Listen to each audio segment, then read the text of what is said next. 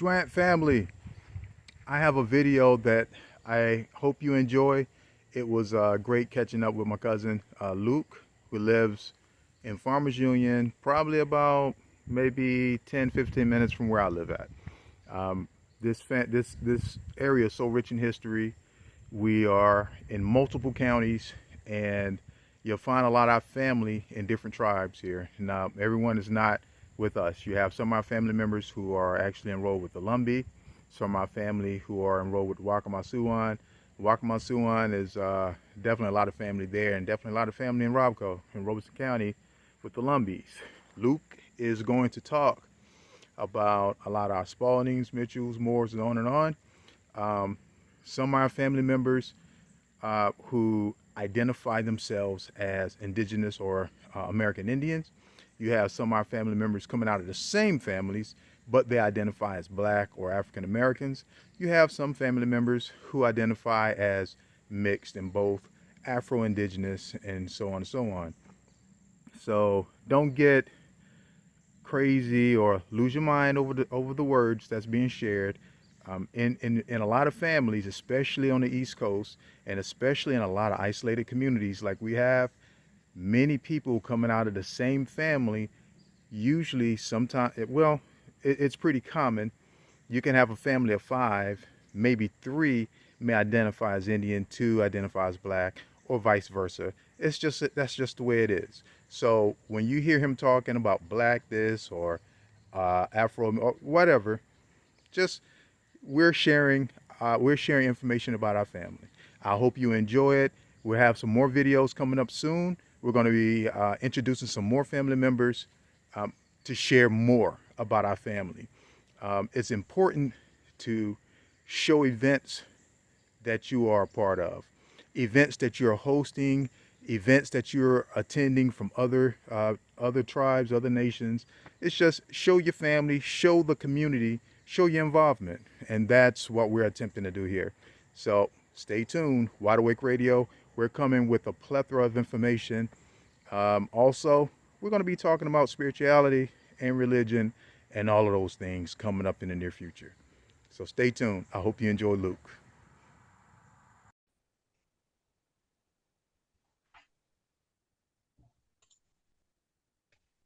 Hello, hello. Welcome to another show from Wide Awake Radio. I am Lavelle Eagle Elk for the Story Wokon and so many other things I got my hands in. But I have my sister who is the admin, and I have my cousin Luke Alexander on here. And I'm going to let him, he's going to drop some jewels and really share a lot about our family. Everybody's so used to hearing me talk all the time. I'm going to start bringing some of my family members on here so you can hear somebody else besides me run their mouth about our family in this area, how deep the blood goes, and on and on and on. Luke is a really good person to start this journey, so I'm gonna let him introduce himself here.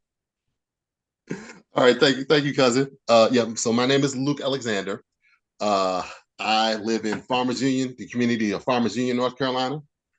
I am the vice president of the Benjamin and Edith Spalding Descendants Association and the Benjamin and Edith Spalding Descendants Foundation. I am also one of the committee members for the Farmers Union Community Springfest Parade, which is held every last Saturday in April every year. And I'm also a genealogist and family historian.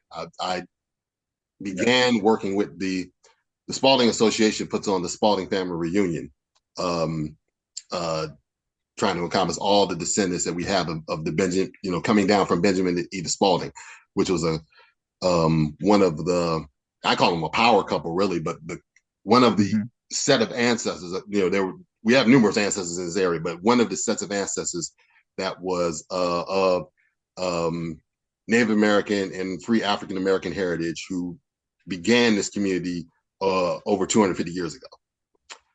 In fact, Benjamin Spalding was born 250 years ago this year. And his wife Edith Freeman, her family goes back even a couple of generations before her in this area. But I'm heavy into genealogy, family history, using uh, services like DNA to research the family history, and really trying to bring out the unique history that we have amongst the families in this area, which include the Spalding family, the Moores, Mitchells, Freemans, Webbs, Jacobs, Campbells, Blanks, Grahams, and several Right. others. But those tend to be the core ones, particularly the ones that you find here in Farmers Union and in the neighboring neighborhood next door, which is St. James, just east of here. I'm kind of on Mhm. the I'm kind of my house is kind of on the line between Farmers Union and the St. James community. So Yep. And Luke lives about, I think what, we're about maybe 10, 15 minutes away apart from each other from yeah, Holmesboro. yeah, And then, we talk about the Cape Fear region, and that basically our families are going to be from New Hanover, Brunswick, Bladen, Columbus. You're also going to have family members. We do have family members who are enrolled with the Lumbees, which Luke can speak to that. I want him to speak about some of the notable family members we have. I would add Milton Spalding to that. He wrote a book. I can't remember the name of the book. You probably know, but he's talking about all of the family who are either Wakamasuan or Lumbees, and he's covering every base on that. And then we have cousins also who wrote from the African American standpoint. We have cousins who wrote. So we're covering all spectrums. And when I say, and like Luke said, he's a genealogist and a family historian. I've learned a lot from Luke. I learned a lot from Derek. I've learned a lot from Franklin and Josh and Kevin Graham. And, you know, uh, people hear me say, Luke, they hear me say how documented our family is. Well, now they're getting ready to hear you speak about how documented our family is. Because it's not something I'm making up. I'm only able to speak on the things that I'm able to speak on because of how well documented our families are and how well informed our family historians are, which helped me learn a lot of what I know now. So, would you mind speaking about some of the notable family members we have, actually, who comes out of Benjamin and Edith Spalding, who's um, all of our grandparents? exactly. Let me back up just a little note there. It's our cousin Milton, Dr. Milton Campbell, that wrote the book. Campbell. Yeah, Okay. he is a There, Campbell. He wants to I let you know always, that. But I Milton is always get, I always get the two Miltons confused. And yeah, because there's a if Milton Spalding as well, and right, he's on particularly on Ancestry.com, kind of digging up a lot of family history stuff. But now Milton Campbell is the one that wrote the book on Native Americans in this region, and he's the president of our organization of the Spalding family, the Spalding Descendants Association Foundation. He's our president. So I want um, Milton to know I really apologize, cousin, for mixing you up with our other cousin Milton. I'm bad with mixing our families up. I have two aunts down here, Aunt Clara and Aunt Marie, and I always get them mixed up. So my mom has always got to correct me. I'm 55. Hey, it's going to senior moment. So it's, sorry, it's sorry. understandable. We got a lot of cousins with the same first names, and yeah, you kind of mix these Yeah, last names get interchangeable because yeah, he's a Campbell, but yeah, his grandma's a Spalding, and that's both grandmas are Spalding. So yeah, it's all it's all mixed in together. But I and mean, and that a was lot of our sport, in Durham, right? yes. So in Durham, you have the historic Black Wall, what they term the Black Wall Street in Durham, but you have African American owned businesses in Durham that have been there since 1898. And the spark of that included um, uh, a couple of our prominent family members who were originally from right here in Farmers Union, which is Dr. Aaron Moore and his nephew C.C. Spalding. Dr. Moore and his business partner and basically best friend John Merrick founded North Carolina Mutual Life Insurance Company. And in founding the life insurance company, that sparked a number of other businesses. They founded a Black hospital in Durham, Lincoln Hospital. They founded the Mechanics and Farmers Bank, or now they call it, they shortened it to M&F Bank, which is still going strong and is one of the, you know, few Black-owned banks that we have out here in America, and I believe might be the only one in North Carolina. At least it's the only one I'm aware of in North Carolina. So, but that community of that Black Wall Street and all those businesses, and they founded a number of businesses, you know, along with, you know, a hospital. At the time, they had founded a drug company. They fostered a number of businesses, and they helped put a lot of people in business in Durham. And Durham kind of owes a lot in terms of the legacy of entrepreneurship there amongst African Americans and people of color in Durham. A lot of that goes back to the efforts that Dr. Moore and C.C. Spalding started back before 1900 there. Another place that we have a lot of family members is stemming from one of our family members who was a congressman in North Carolina before Jim Crow was instituted. His name is Congressman George Henry White. A lot of people may not realize, but after the Civil War, up until 1900, in the immediate aftermath of the Civil War, black men, now at the time they only let men vote, but at the time Black men were given a vote in the aftermath of the Civil War and when they got their freedom, and were voting freely up until the North Carolina's Constitution was changed in 1900. So there were a number of Black politicians being elected at all levels. So one of them, who at the time was, when he served, he was the only Black congressman, and serving in the Congress at the time was George Henry White. He served in Congress from, he got elected in 1896. His term went 1897 to 1901. But after North Carolina, which was the last state to impose discriminatory Jim Crow laws, he decided to leave North Carolina because he was kind of so frustrated with what had happened here. And he moved to Philadelphia, and he founded a community of color in New Jersey called Whitesboro, which is at the southern tip of New Jersey in Cape May County in New Jersey. And many, maybe most of the residents of Whitesboro today are descendants of families from this community. I actually was just, every Labor Day, Whitesboro has a town reunion every Labor Day weekend. So I was there this past Labor Day. So I was literally with the cousins. Our cousin Stedman Graham is one of the organizers of that celebration, which has been going on. This was their 35th year doing that celebration. But yeah, you're amongst family up there, and it's kind of funny too, because the community, southern New Jersey has a lot of pine trees. So when you go to Whitesboro, it looks very similar to North Carolina. It's got pine trees, and you know the field is and it's a rural, it's generally a rural community. It's not, I mean, it's a bit of a town element to it, but it's kind of a rural community, unlike a lot of parts of New Jersey. So it's really reminiscent of North Carolina. They picked somewhere that looked like home. But you get to see the state for what the name is, Garden State. Exactly. So George Henry White he was another prominent family member, and there are so many. I mean, when you dig into the history, what you find out is that there were particularly many prominent educators, and then educators who then dovetailed into other areas.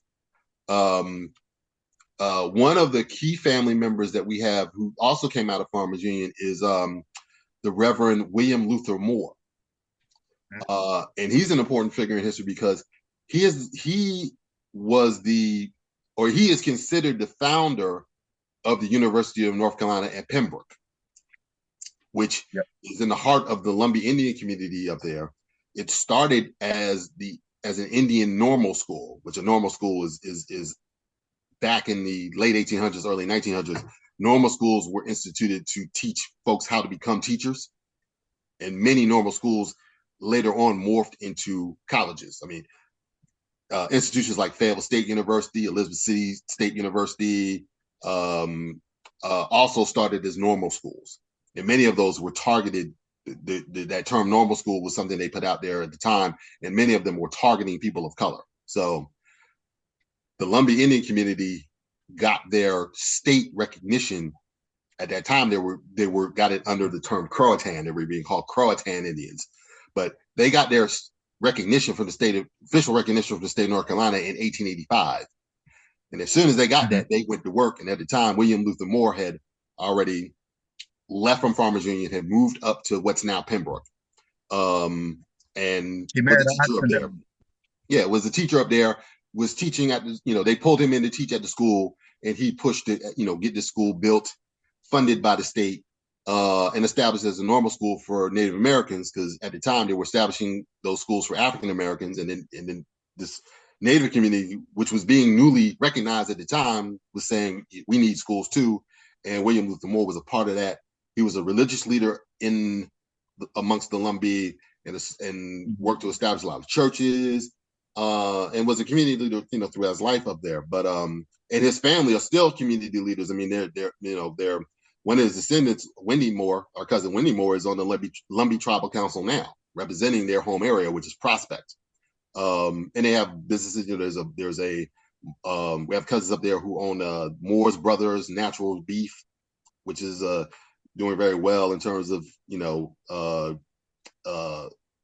the food industry and supplying organic beef to restaurants and shops and customers and things. So families still, in particular, we have quite a few descendants from Farmers Union, in particular from the Benjamin Edith Spalding line, amongst the Lumbee community, particularly in Prospect, but others as well. A lot of Moores and Spaldings and others in that community, that share the links. And it gets back to what Cousin Lavelle, you were saying, that we share these links all across the region.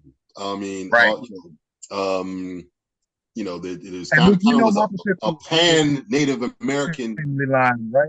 set of communities across Southeast and even into central North Carolina, always all the way up to Moore County. You got people who are some kind of way tied in with this heritage.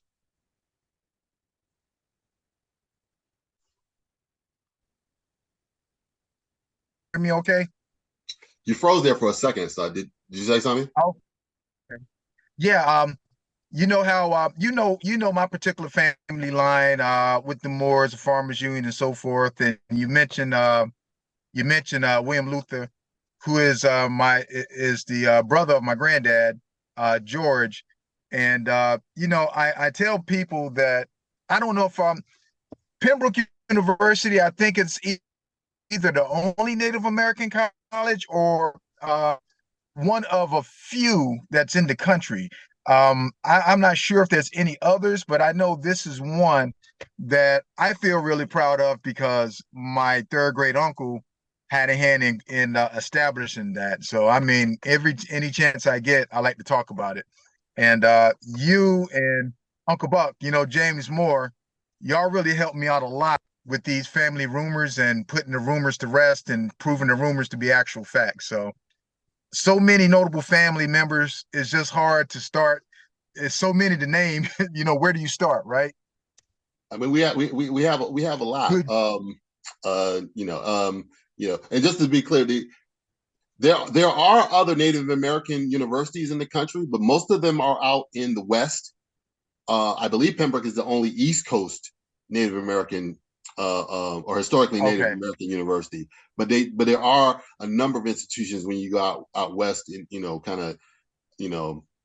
lot of Native Americans say that the heart of Indian country nowadays out west, because there's so many, so that they kind of many more folks in numbers out there. Right. But there are more universities, but it's still not that many total. So it's one of of several, but it's not that many colleges that either have a Native American history or orient themselves to educating Native Americans specifically. Right. You mentioned 1898 with Durham becoming a Black Wall Street, when the beginning of the migrations and all that stuff took place. A lot of people are not familiar. We hear a lot about Tulsa, Oklahoma, but we have a cousin, Christopher Everett, who did Wilmington on Fire, talking about the 1898 massacre, not a riot. A lot of people like to use the word riot because that's kind of downplaying what actually happened, because it was actually a state-sanctioned takeover. Many of the people, the white supremacists who took over Wilmington, North Carolina in 1898 actually became governors, senators, and they controlled policy in North Carolina. And from that time, we start seeing a lot of our family members up in Durham. Am I correct? Yeah, you are correct. I mean, some of the dynamics at play was that Wilmington at the time, and Wilmington up until the early 1900s was the largest city in North Carolina. Mhm. Right after 1900, it was overtaken by Charlotte, and then other cities grew. Charlotte grew larger, Raleigh grew larger, and Wilmington kind of actually fell back. But what you had in Wilmington, because North Carolina during what they call the Reconstruction period, that period after the Civil War, North Carolina sort of had the freest climate for people of color to maneuver. There weren't as many restrictions. There up until 1898, there had not been as much of a backlash. I mean, there was some black backlash. There were some incidents, particularly up in Alamance County in the 1870s. You had also in late 1860s, 1870s, you had the what's called the Lowry War or the rebellion there, which I'm familiar with intimately because that's my family. I descend from the Lowrys, and my great grandfather Calvin Lowry is a brother to Henry Berry Lowry, who was considered the hero of that movement. But Calvin's brothers, Henry Berry, Thomas, and Stephen, along with other cousins and friends, waged an armed conflict against the former Confederates in that area, who were trying to not let the Civil War end. I mean, they were trying to, keep white supremacy going in Robeson County, and they fought back against that. But in 1898, by 1898, in Wilmington being the largest city, had attracted, folks into their Black community who were very proactive, very politically active in entrepreneurship. I mean, it was, in some ways, it's kind of how people have described Atlanta in the last 40 or 50 years.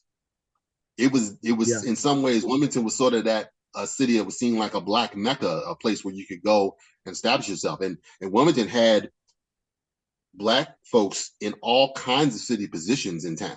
Right. Even a black newspaper. Black newspaper. There were folks on town council and all kind policing jobs and everything. Like it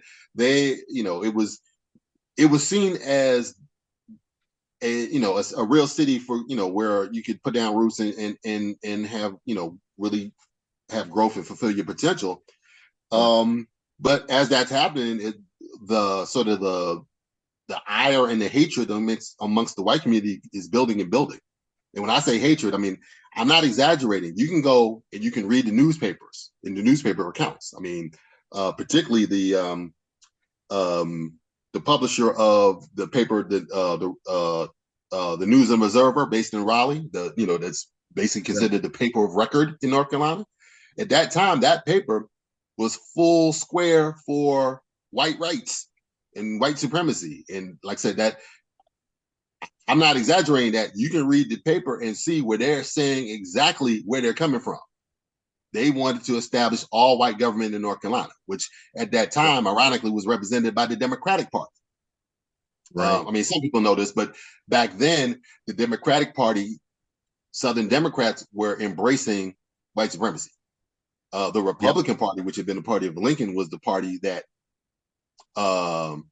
most people of color were aligning themselves with, particularly down in Columbus and Bladen County. I mean, the first person of color to be a county commissioner in Bladen County was John Spalding. John was a son of Benedict Spalding, but John Spalding was the first county commissioner of color, on their county commission. I mean, so and his nephews and other relatives essentially ran the Columbus County Republican Party at the time. So, and that included another one of my ancestors, my great grandfather John Wesley Spalding, was key, instrumental in the leadership in the Columbus County Republican Party at the time. So, but what we see is a struggle that ultimately the white supremacists kind of won that battle for decades, beginning in 1898, because of the riot, the massacre in Wilmington. I'm used to saying riot too, because that's how I learned it. But it was truly a massacre. I mean, Yep. like I said, they put out there specifically what they wanted to do. They organized, and sadly, they pulled it off. And there was no federal intervention. There was no one sort of came to the rescue.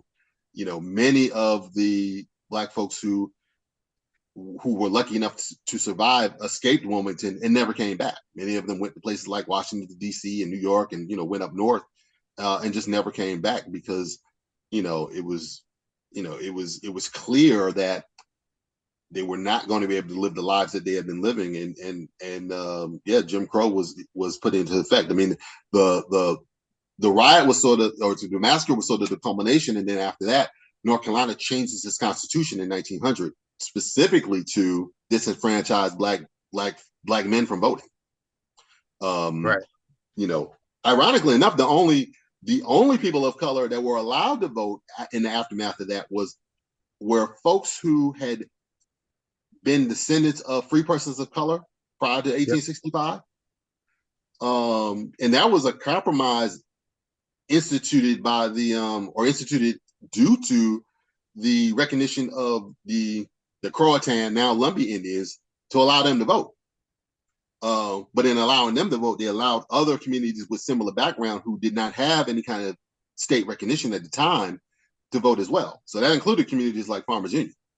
I had elders that explained to me, and I found proof of it later, but I had elders that explained to me, yeah, our fathers and grandfathers always voted. And when I looked into it, I learned why. It was because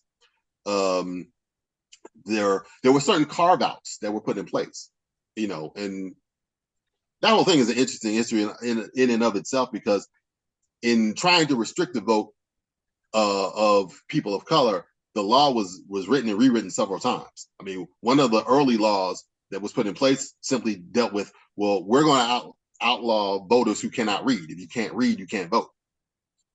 That quickly got overturned because they found that a lot of white Confederate veterans at the time didn't know how to read either. So right, they had to correct that. So that went away, but then they instituted a grandfather clause, which that included, you had to have someone who was voting prior to 1867.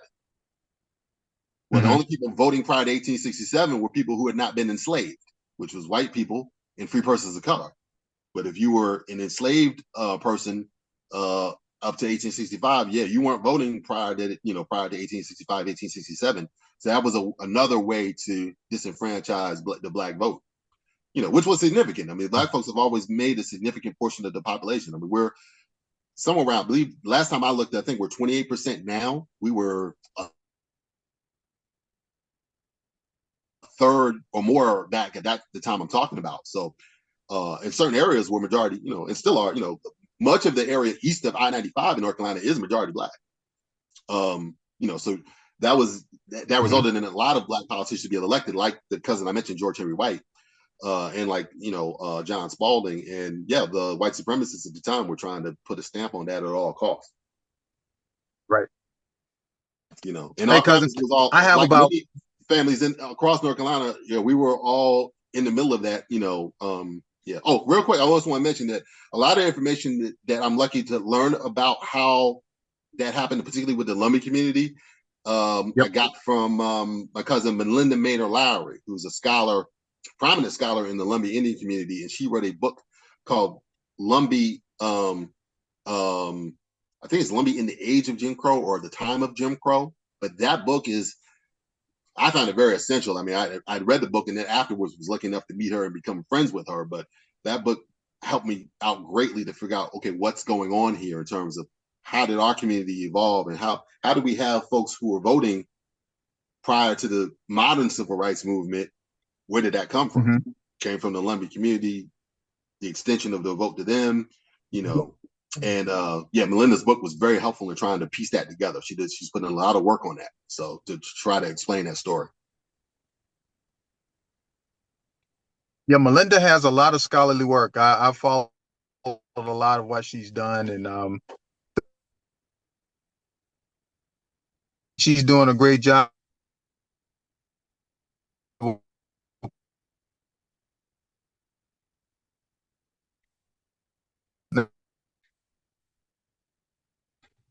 Now,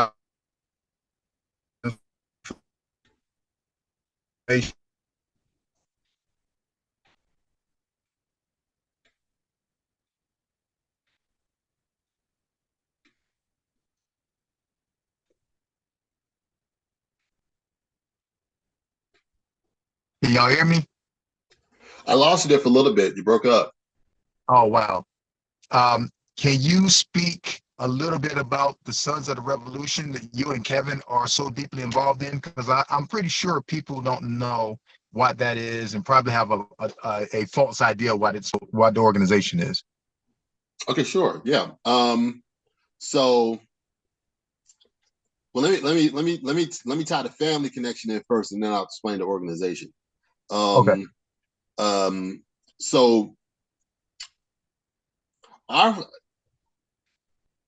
most of well, good most of particularly like a community like Farmers Union, this community is rooted in folks who were under the category free persons of color prior to 1865. And they got that freedom a number of ways. Uh, Back in, I mean, people have heard a lot about 1619 and the first enslaved Africans being brought into Jamestown, Virginia. And a lot of, in particular, a lot of the work that the scholar Nicole Hannah Jones has been doing around that with the New York Times and putting that history out there. And she details this, but I'm not sure if all the messaging has gotten through about the fact that slavery, sort of as we conceive it, and many of us got our conceptions off of whatever media we got. I mean, if we're old enough to have watched the miniseries Roots, then many of us got our ideas of what enslavement looked like, either from Roots or maybe other things that we've read. And that sort of a version of enslavement sort of fully formed. What I think folks don't realize is that enslavement grew over a process, or was instituted over a process. And in the early stages of that process, even though Africans who were being brought into this country were very much, according to the laws of this country, being enslaved, there also were loopholes that existed in the early and mid 1600s that these Africans could become free. That didn't exist later. I mean, and some of that had to do with just the fact that when you go back to the 1600s, life expectancies were very short. Folks me and Lavelle's age would not or would be considered ancient, because most people were dead by 50 in like 1620. So so some of the things around lifetime enslavement had to deal with the fact that, that some of the Africans were lucky enough to survive into their 50s and their 60s, but at that point, folks almost considered like, well, we don't even, we're not even going to keep up with you trying to enslave you. We want to enslave teenage 20 somethings, whatever, because of the life expectancy and because the medicine at that time was so primitive. They weren't trying to enslave folks after a certain age. So some folks just aged out of enslavement, but were still vital and were able to get land for their families and set their families up in a way that has continued down through the ages. I mean, and there also were loopholes around the fact that if they instituted a law that said that you were a slave based on the status of your mother. If your mother was a free woman, you were free. If your mother was enslaved, you were enslaved. And early on in the 1600s, many of the men of color who were under the British colonialism, weren't bringing men and women into that system at the same rates, in terms of women of color. So many of these men were actually finding partners with indentured white women, particularly Irish white women that were being brought in by the English. So they were forming partnerships with these women. They were having children. These quote mixed race children were then considered free because their mother was white, and then on from there. So that's where these communities evolved. So cut to when we get to the time of the Revolution, we have these families and emerging communities like Farmers Union, and what became the Lumbee community and others around the state, around the Carolinas and Virginia as well, where you had these folks who were of color. They were mixed, often all three with European, Native American, and African, but they were considered free, and they fought. And so when the revolution comes around, they're choosing sides on which side to fight with. And many of the free persons of color in this region fought for the American Army. They fought for the Patriot Army, including my direct ancestor, William Lowry, who was one of the key ancestors of the Lummi community, and another one of the key ancestors down here in Farmers Union and Columbus and Bladen County, John Blanks, who is Kevin Graham's ancestor. And there were others. There was, it's quite a list of. There was Zachariah Jacobs. There was Primus Jacobs. There was David Pone. There were Roger Freeman, William Freeman. We had a number of the Webbs. I mean, we had a whole list just in our community, but also around North Carolina as well. These folks were free persons of color, many or most of which had some kind of Native ancestry, who are fighting in the American Revolution for the American Army. So Kevin and I, and Kevin is the organizer for the Graham family reunion, which actually is coming up. The Graham family reunion is coming up next month, October the 14th and the 15th, down in Regalwood. But me and Kevin had joined forces many years ago because he was researching Graham's, I was researching Spalding's, and then when you add in all the interconnected families, you realize that we need to join forces because we're researching the same thing, just from two different angles. I mean, his family, immediate family, is coming out of the East Arcadia community. Mine's from Farmers Union, but when you get back to the 1700s, it's literally the same set of ancestors are populating both places. So Luke, you have the Spalding, he had the Graham, and Franklin had the Freemans. Man, do you remember his website that he put together when he had all the Freemans on there? Yeah, it was freemannc.org. But Franklin was doing Freeman's. That was an awesome site that he put together too, man. I think with all three of y'all, with what you had, and I know, in families we have a lot of folks don't get along, but I'm gonna mention Derek. From the DNA, from what he was doing out there with the Waccamaw project and all of that. I think lots of information, man, that all of you all had and put together. But anyway, I don't want to get you off track. You can keep on flowing with it. That's cool. We have a number of researchers covering family. I mean, I'm real tight with Tyrone Goodwin, who is he has a website out now dealing with the Jacobs history. His Tyrone's family is, what's that? Penderock, indeed. Yeah, he organizes the Penderock reunion, and which the base of that community is Jacob's ancestry, along with other families on that end up in Pender County. So I mean, there's a whole network of researchers who have been sort of collaborating off and on. I mean, obviously we all, it's a very wide spectrum of that covers his legacy or is under the umbrella of this legacy. So obviously you're going to have people that are going to handle their end or do different directions. But luckily, for the most part, most of us behind the scenes have been able to collaborate, share information, and try to get at these truths because it really does take a team. I mean, I have no problem giving credit to folks, who have interacted with me and who have blessed me with their, with their work and their, and what they've been able to bring to the table. Even if we've had some disagreements. I mean, you mentioned Derek, and we won't get into all that's going on with me and Derek, but I'll give Derek credit. Derek was the first one to utilize the DNA in the research in a formal way. His DNA project was first on the scene.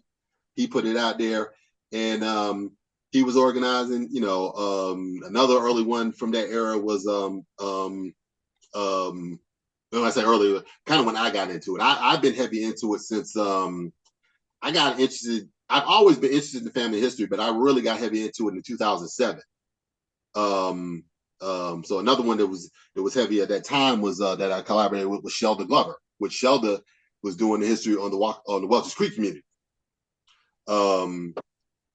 Which Welch's Creek has an African American identity, and And as me and you have talked about privately, some folks, when they're coming from the hardcore Native American angle of it, are not comfortable talking about the African end of the spectrum, but it's all Right. connected. And Yep. Shelter was a big help to me as well in trying to figure out sort of what was going on, because Farmers Union lies in the middle of Welch's Creek is to the west of us, and they're of a more African American identity, and to the east of us is St. James, which is fully in the Waccamaw community, and we're sandwiched in the middle. So we got bleed over in both communities. I mean, especially in St. James, but also over in Welch's Creek. So you can't, and as a family researcher, I'm just after truth.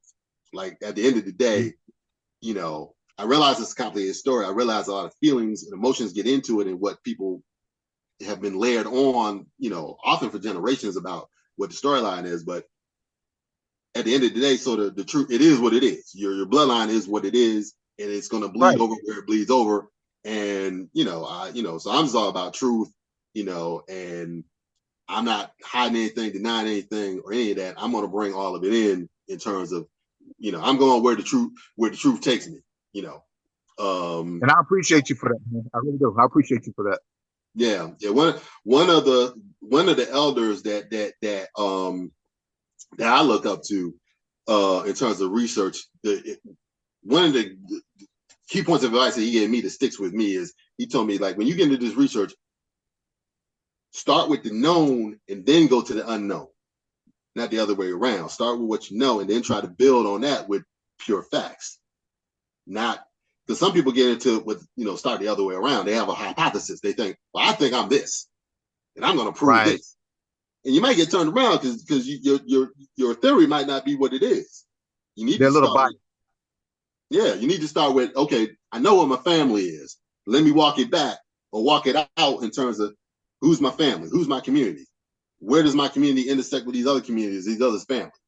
How, I heard I might be connected to the Lumbee. What's the real deal? How am I connected with a Lumbee community, with a Waccamaw Swan community, the Waccamaw Indians of South Carolina, or the or the Tuscarora, or whatever it is? Let me walk it out and try to figure out and put some facts around what I'm dealing with. So that's where I come from. So to back up and get back to the American Revolution, in the middle of all that, that's where me and Kevin kind of bonded in particular and joined forces in what we were doing in research, and bringing in all the aspects of what that meant.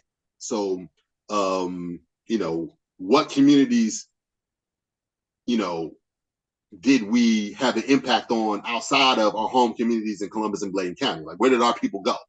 Which we found our people went pretty far. I mean, Kevin, while I was in New Jersey this week, or Labor Day weekend, Kevin was in Canada, in the community of North Buxton, Canada, which is an hour east of Detroit. We've got Freeman descendants, the Freeman family, in that community heavy, because North Buxton was a community that its express purpose when it was founded was to be a community of people who were escaping on the, quote, the Underground Railroad from slavery in the 1840s and 1850s. And we have members of the Freeman family who, although they were free, they decided to leave and go to Canada in the years prior to the Civil War, because they were uncertain about how the Civil War was going. Everybody people at that time saw the Civil War coming, but they were uncertain about how it would land and what it would mean for people, particularly in places like North Carolina, and particularly if the Confederacy had won.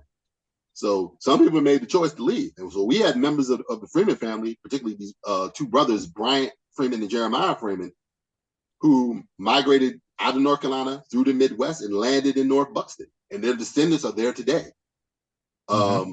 So Kevin and I were lucky enough to interact with some of these folks over the years. That they reached out doing their own research. One because of Shannon Freeman reached out to us years ago, and it was interesting when she reached out, because her question to us was, "Hey, I see you guys are researching these families in North Carolina. I got this record that says my great grandfather is Isaac Freeman from Brunswick County. Do y'all know who this man is?" And we linked up from there, because we're like, oh my God, we know exactly who he is. Who are you? But at the time she reached out, we had no idea that we had people in Canada, and it had been in Canada for 160 years. But so so Kevin and myself, we are very much in bringing in all the aspects of the family and the family legacy wherever it goes. So amongst all of that is we had people that fought in the American Revolution, that helped, establish this entity as a country, as a nation, as an entity, United States of America. So, when we, and we're coming up on, there's going to be a lot going on in the year 2026, because that will be the 250th year, of, 250 years from 1776. So 250 years of, quote, the founding of America. So there's a lot being built into that, and things that are being laid down now about celebrating that legacy. So bottom line is, we wanted to make sure that our ancestors and the lineage of our families was represented in what's being put out there about the establishment of this country, and the fact that, you have to, we want our ancestors recognized along with everybody else's ancestors that established this country. So Kevin took the lead on that, and he was the initial one. He packaged together his application and submitted it to the Sons of the American Revolution, which is an organization. It's over 100 years old. It was founded in the 1880s, and it was the Sons of the American Revolution is strictly around celebrating the fact that the membership has ancestors who fought in the American Revolution, and established this country.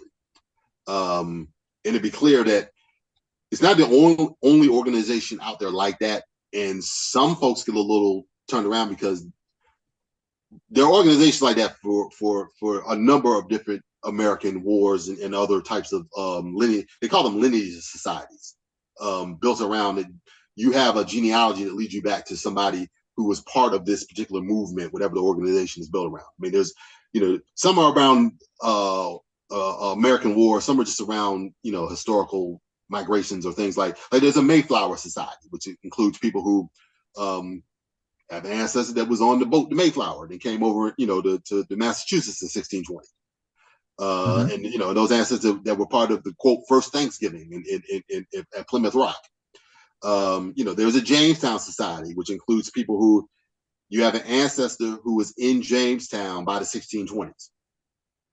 And there are a number of others. So the Sons of the American Revolution is a lineage society along that route. Unfortunately, the lineage society in recent, or the two lineage societies in recent years that have garnered a lot of attention because of other factors around what they celebrate, is the Sons of the Confederate Veterans and the United Daughters of the Confederacy, which those organizations were specifically set up to celebrate ancestors who fought for the Confederate States of America in the Civil War. And those organizations, particularly the United Daughters of the Confederacy, were very proactive in the early mid-1900s in celebrating that legacy and building a lot of the monuments that folks have in the years since the tragedy happened with George Floyd, and the aftermath of that, they've been taking those statues and monuments down. But the two Confederate lineage societies were very proactive in celebrating Confederate heritage, putting a lot of monuments and other things up around that heritage that people now are looking back on it, and I think rightfully so, and saying, this is not really appropriate in 21st century America, in a multicultural America, to be celebrating these folks. And again,